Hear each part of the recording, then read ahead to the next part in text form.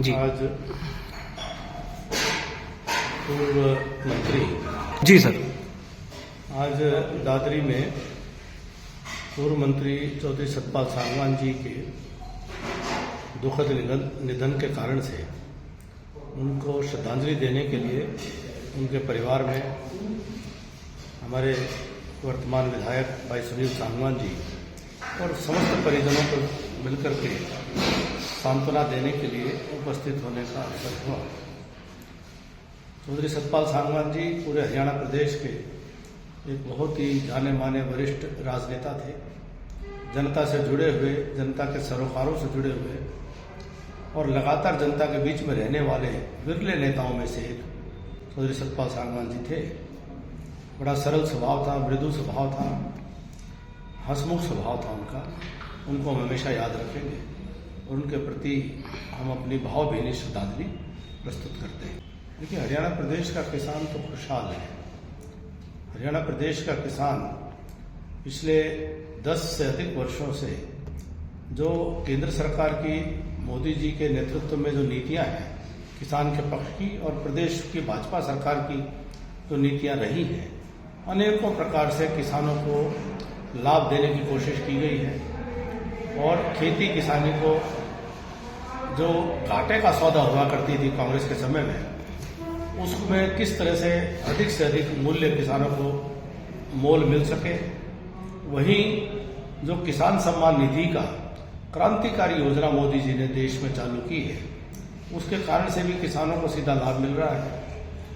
हर प्रकार से, चाहे वो किसान के फसल की बुआई के समय से लेकर कटाई के समय तक, किसान को हर प्रकार से सुविधा देने की कोशिश सरकारें कर रही हैं।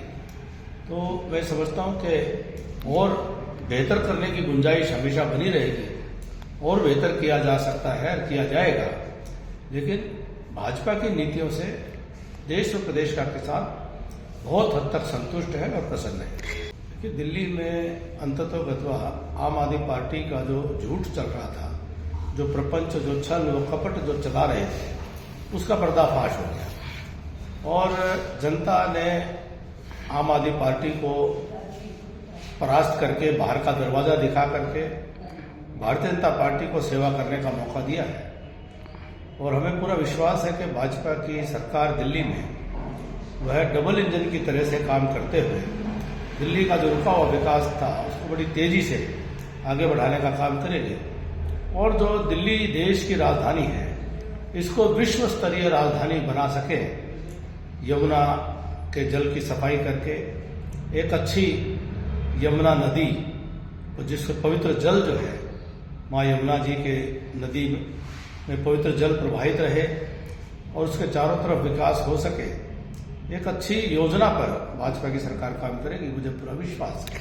निकाय चुनाव को लेकर क्या कुछ कहना सर आपको? अब जनता ने अपना मत दे दिया है, पानीपत का अभी बाकी है, तो हम उम्मीद कर रहे हैं कि ये ट्रिपल इंजन की सरकार का तीसरा इंजन और जुड़ जाएगा और तेजी से विकास हरियाणा प्रदेश में अब शहरों के अंदर और अधिक तेजी से हो सकेगा, कर पाएंगे। ये बड़े दुर्भाग्य की बात है, जिस प्रकार से बड़ी दर्दनाक, बड़ी विभत्स उनकी हत्या हुई है और सरकार और पुलिस इसके ऊपर सख्त से सख्त कार्रवाई करते हुए निश्चित तौर पर इसको अंजाम तक लेकर के जाने का काम करेगा। कांग्रेस अभी तक विपक्ष का नेता नहीं चुन पाई है, क्या वजह है सर इसकी? लेकिन कांग्रेस में तो यही तय नहीं हो पा रहा है कि कांग्रेस पार्टी है किसकी। कांग्रेस को कोई पार्टी के रूप में उसके अपने ही लोग स्वीकार नहीं कर रहे हैं। कुछ लोग ऐसे हैं जो अपने आप को पार्टी से ऊपर मानते हैं, वो अपने आप को समाज से ऊपर मानते हैं, वो अपने आप को पूरे प्रदेश से ऊपर मानते हैं, वो अपने से ऊपर किसी को मानते ही नहीं है। तो वो कांग्रेस पार्टी तो आज एक चंगुल में है। तो वो कोई ना तो विचारधारा है, न उनके पास कोई नीति है, न संगठन है, न कार्यक्रम है और न कोई नेतृत्व की स्पष्टता है। अब उनको कहने न कहने का क्या मायने हैं?